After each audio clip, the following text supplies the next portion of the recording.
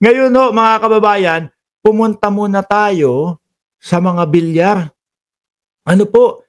Dito muna sa mga bilyar, mga bossing. Oh, Ultra-bilyonaryo Manny Villar. wow, ultra-bilyonaryo Manny Villar. Naku po, 12 million multa.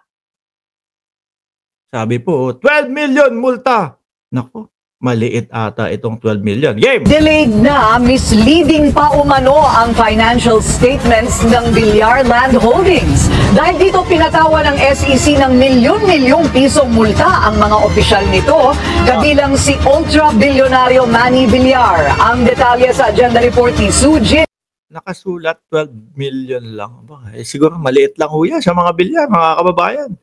Gumagastos nga sila sa mga kampanya nila, bilyon-bilyon ho di ba? Kim.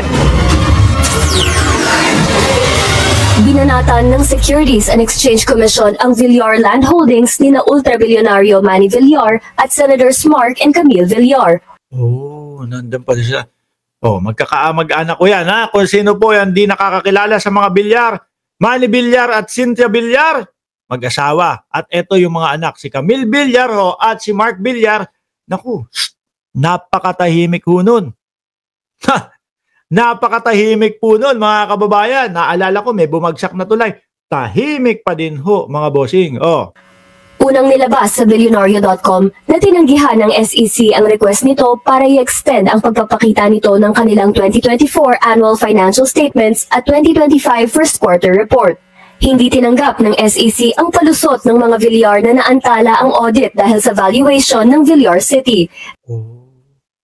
Naantala po kasi yung pag-audit kasi nga may problema kami doon sa Prime Water. Inaasikaso namin yung Prime Water na naging sakit ulo po. Tingin ko hanggang ngayon problema pa din mga bossing. Kasi may isa kaming bahay dyan sa Antipolo. Yan. No? Nasa loob yon ng dati hong pag-aari ng mga bilyar, mga bossing. Alam niyo na, yung mga ano ba yun? Pangalan nun?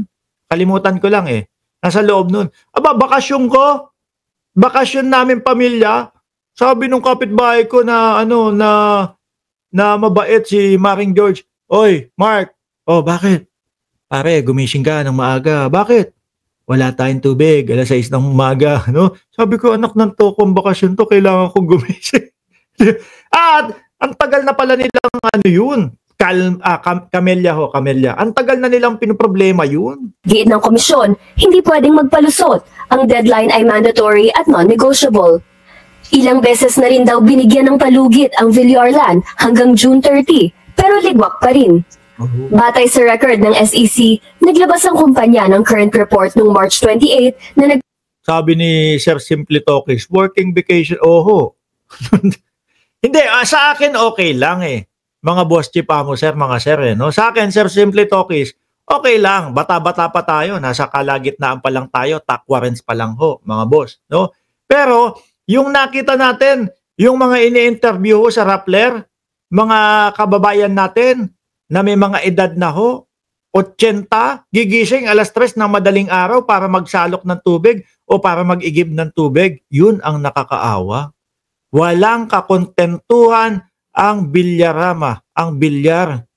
Sabi ni mandatory. Papakitang inaprubahan na ng board ang paglalabas ng 2024 financial statements kahit hindi pa tapos ang audit. Finag ito ng komisyon na makapanlin lang.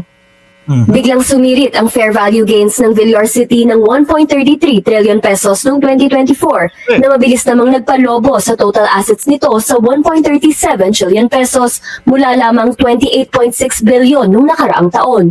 Ang malaking revaluation na ito ang nagpasirit sa kita ng kumpanya ng hanggang halos 1 trilyong piso. Isang malaking lundag mula 1.46 billion lang noong 2023. Sabi ni Elena Capistrano, kami po, Boss Mark, gabi kami nag-iipon ng tubig. Tingnan nyo yan na hindi naman dapat pinoproblema. Tapos, ayos naman ang bayad mo. Tuloy-tuloy naman ang bayad mo. Di ba? Sobrang matakaw sa pera. Pinatawa ng tigi 1 milyong piso ang mga direktor at opisyal ng kumpanya, kabilang ang pamilya Villar, dating Senate President Manny Villar, mga anak nitong sina Senator Mark at Camille Villar at ang kapatid na si Paulo. Umaabot sa 12 milyong piso ang fixed fines. konti lang yan, maliit lang ho yan, mga kababayan, sa mga bilyar. Sabi ko nga ho sa inyo yung kay Camille Villar lang, kung di ako nagkakamali, umabot yata ng bilyon yung gastos no sa kampanya para manalo lang sa pagkasenador. Tayo naman mamamayang Pilipino, mapapaisip tayo, umabot ng bilyon, no? Gumastos ng bilyon. Paano nila babawiin yun? Ang liit-liit lang ng sweldo ng mga senador. Dapat bilyon din, hindi milyon. Mahina lang yan, sabi ni Julie Rafael. Hindi lang yan, may karagdagang penalty araw-araw na tig 2,000 piso bawat opisyal o kabuang 24,000 piso kada araw. Liit yan, no? Para sa mga bilyar. Hanggat hindi nilalabas ang report. Umabot na sa mahigit 1.24 million pesos ang running total at patuloy pang lumulobo. Pero malinaw ang babala, hindi ito nagtatapos sa bayad-bayad lang. Pinasusumite ng explanation ang Villar Land at mga direktor sa loob ng 10 araw kung bakit hindi dapat sila managot sa paglabag sa Securities Regulation Code, Financial Products and Services Consumer Protection Act at Revised Corporation Code. May mali talaga sa tubig, bilyar. Sa amin, maganda ang patubig. May mali talaga sa tubig, bilyar. Sa kanila daw, maganda ang patubig. They are already wealthy, never content for what they got. So greedy. Kaso nga, isa nga ho sa problema, mga kababayan, yun daw sa prime water. Kumbaga, nagtuturo-turuan pa sila. Ng SEC na mas pinili nilang magpataw ng multa imbis na suspendihin ang registration ng kumpanya para hindi direktang tamaan ang retail investors. Malinaw mula sa order ng SEC na may matinding pressure sa Villar Land na linisin ang financial reporting nito. Sandali, tigilan ko yan. Putulin ko, pumunta tayo naman doon sa anak. Eto naman, si Mark Villar, tahimik ko ito ha. Sa sobrang tahimik ko, mga kababayan, ayun, no, bumagsak yung isang tulay, hindi man lang tayo nakarinig ng komento. May sinabi, isa, dapat dagdagan pa yung measures natin para hindi na maulit yung mga substandard na project daw po. Naalala nyo ho yan? Yung tulay. No, may ine-ebas yung anak ni Villar dito na si Mark Villar. Akala ko ho talaga, mga bossing, totoo lang.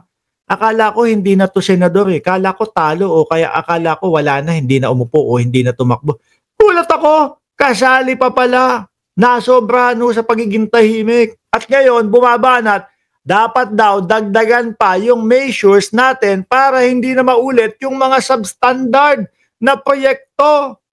Sabi naman dito, si Senator Mark Villar,